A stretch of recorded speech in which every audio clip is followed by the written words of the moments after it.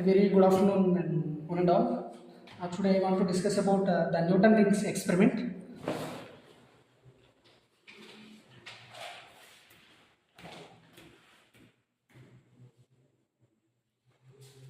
Okay, so here we have the Newton rings experiment. So here the aim of this Newton rings experiment is to obtain or to determination of the radius of the convex surface of a lens by means of Newton rings. Okay, so here this is the aim of the Newton rings experiment, and here we want the apparatus. We need the apparatus of this experiment is.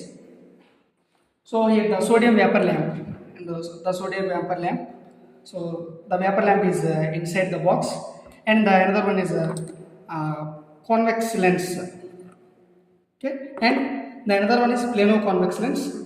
And the main thing and the main apparatus is a traveling microscope. And so here this is the traveling microscope and plano glass plate. And so here this is the plano glass plate. Okay, right? So here these are the apparatus of this Newton rings experiment.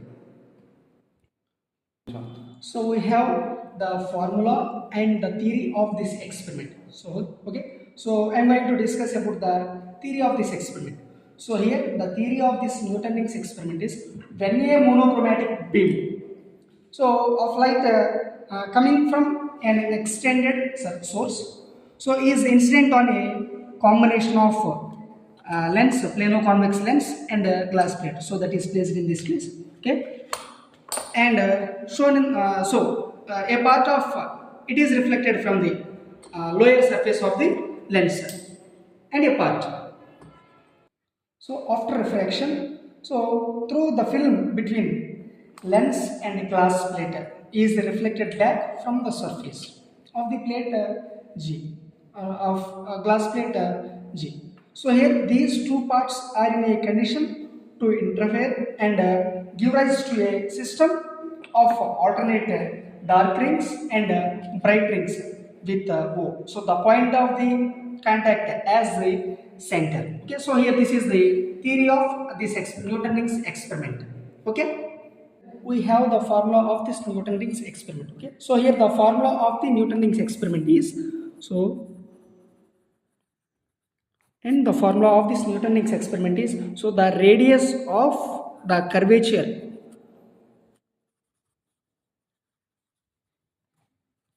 of plano convex lens. So that is denoted as capital R. Okay, so here we have the formula, the radius of the curvature of plano convex lens. So it is simply denoted as capital R, and that R is equals to dm square minus dn square by 4 lambda into m minus n centimeters. So here this is the formula of the Newton rings experiment. So here the d square m stands for or denoted as the diameter of the mth ring, and d square n. So here the d square n denoted as the diameter of the nth ring. Okay, so here in this formula we have the lambda. The lambda stands for the wavelength of the light. So here the wavelength of the light, we have the value of the wavelength of light, that is lambda is equals to 5893 into 10 to the power of minus 8 centimeters. Okay, so here this is the wavelength of the light source. So in this Newton rings experiment we are mainly used one apparatus, that is a traveling microscope. So in this experiment we have the least count of the traveling microscope. Okay, so here the least count of the traveling microscope is so here the least count of the traveling microscope is the value of one main scale division,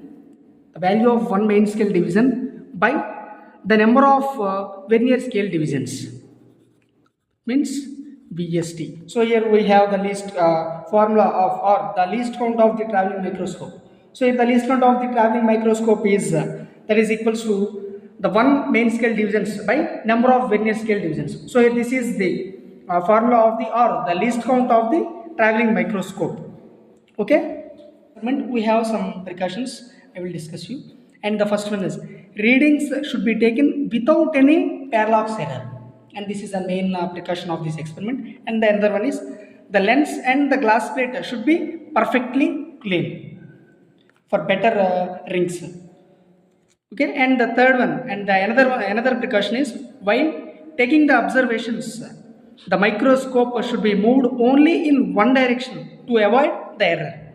And the another precaution is the slow motion tangent screw alone should be moved in taking observations. And the main thing is, so here don't expose the light to the eyes. Okay, and please switch off all the lights for doing this experiment. So here these are the main precautions of this Newton rings experiment. So okay, so we have the procedure for doing this experiment. So I'm going to discuss about the procedure. And so here the procedure of the Newton rings experiment is, so level the traveling microscope. So level the traveling microscope and adjust the positions of the collimating lens and the plano-convex lens on the wooden platform to the Newton rings. Okay, and take the scale reading, and this is the scale, and this is a main scale reading. So here this is the main scale. It is calling the MST. Okay, so here take the scale readings on the horizontal scale of the traveling microscope. So okay, so here this is the traveling microscope, and this is the main scale divisions or main scale reading, main scale. Okay, and repeat the step 5 for 6th and 4th and 2nd dark rings. And now place the crosswise of the eyepiece on the tangent portion of the 2nd dark ring at the right side from the center ring. So when a monochromatic light is incident on this glass plate Z2, so here the glass plate Z2 reflects the light normally into the thin air film. Okay, some part of the light is reflected from the upper layer from this side, and of the thin film. Okay, so that is curved surface of the lens as like R1, and some part of the light is transmitted through the thin film and it gets reflected from the glass plate Z1, that is simply called as R2. And these two reflected rays like R1 and R2 produce interface pattern. So here this interference pattern is in circular fringes. So here these are called the Newton rings. And the traveling microscope is one side, so that the crosswires pass over 16 dark rings. They like this. So here these are the dark rings. So these dark rings we can observe in this version. I will show you. Okay, and so now the microscope is moved so that the vertical crosswire is set at the end of the 12th and 8th, 4th bright rings. Then record MSR, which means main scale reading, and vernier coincidence VC. Okay, so similarly, the readings of the microscope can be noted on the other side, and the bright rings and are tabulated. Okay, so the radius of the curvature R of the plano-convex lens can be calculated using, already I will tell you the formula. So R is equals to dm square minus dn square by 4 lambda into m minus n centimeters. Okay. For doing this experiment, first of all, I have to switch off the lights. Okay. And so here we are using for this experiment the light sodium vapor lamp. So here the sodium vapor lamp light is connected to the sodium vapor lamp transformer, and that sodium vapor lamp transformer is connected to power supply. Okay, so here this is the power supply of this experiment, and this is the traveling microscope. So here we are going to use the plano-convex lens and convex lens and the glass plate. So here the glass plate is placed in this place. Okay, and the glass plate and plano convex lens. So placed in this place, placed in this area, and we are going to observe the rings in this part. So here the monochromatic light will be incident on this glass plate. Some portion of the light will be reflected, which means getting back, and some portion of the light will be refracted to rarer medium to from rarer medium to denser medium. Okay, and when the monochromatic light is incident on the thin film, which means the glass plate, the some portion of the light will be reflected, which means getting back, and some portion of the light will be refracted from rarer medium to denser medium. And here we are placed the glass plate in this area, and the plano convex lens will be placed on the glass plate in this area. So this is the traveling microscope, and this is the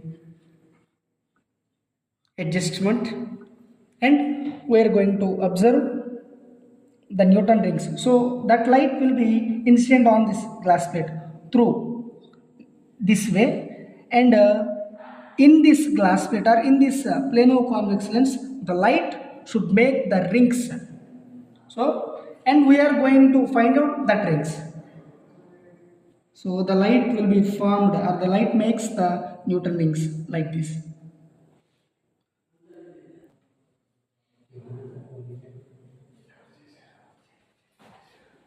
In this experiment, we have the tabular form, and the readings should be taken or put in this tabular form. Okay, so we have the tabular form, and this is the tabular form. Okay, and this is the first column stands for serial number, and the second column stands for the readings of the microscope, and this is the readings of the microscope column. Okay, so in this microscope we have left side and right side. Okay, so here this is this column stands for left side, and this column stands for right side. Okay, so from left side, and this column stands for the main scale. Okay, and this column stands for the vernier scale. Okay, and this is stands for main scale, and this column stands for vernier scale, and this column stands for the total reading. Okay, that is simply denoted as R1. This is from left side, and this is from right side. So from right side, this column stands for again main scale of the traveling microscope, units centimeters, centimeters, and this column stands for the vernier scale, and this column stands for the total reading of right side, and this is simply called as R2. And the last one, this column stands for the diameter on R1 minus R2. The units is centimeters. Okay, so here this is the tabular form of this experiment. And now let us note down the readings in first column. So here this is a column serial number or ring number.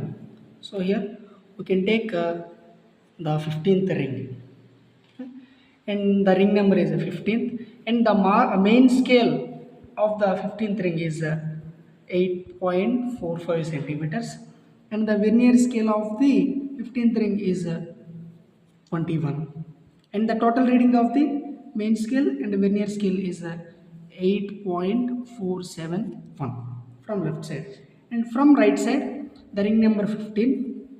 For 15th ring, the main scale reading from right side is 7.8 centimeters, and the vernier scale of the 15th ring from right side is 5, and the total reading of the 15th ring from right side is 7.805. Okay, diameter of the R1 minus R2 from left side and from right side is 0. That is R1 minus R2 0.666. Okay, and now the another ring, we should take the another ring, 13th ring. So we can take the alternative rings. For example, 15th is like bright ring and the 14th is dark ring and the 13th is bright ring. So like this. So here the bright rings or dark rings will be formed alternatively. So that's why we should we can take this 13th ring. So we can calculate the 13th ring. From left side the main scale reading is 8.45 and the vernier scale is 12 and the total reading of this 13th ring is from left side 8.462. Okay, right?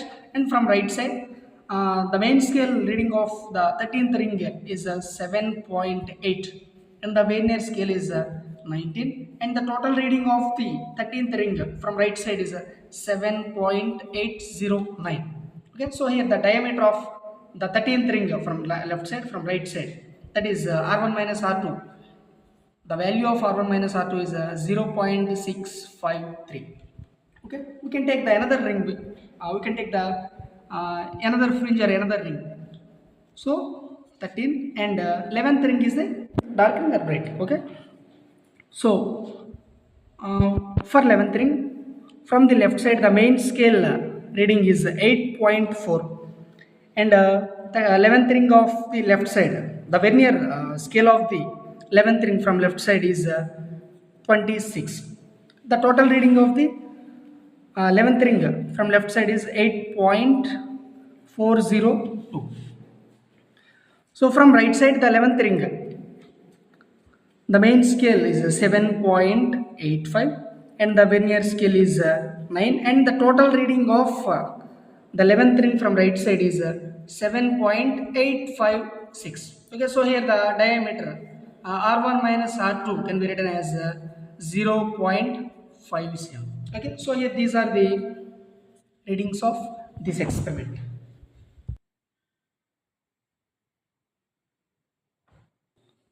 So hence the Newton rings can be determined. Okay, and the Newton rings experiment is proved. So here this is somewhat about the experiment of Newton rings. Thank you.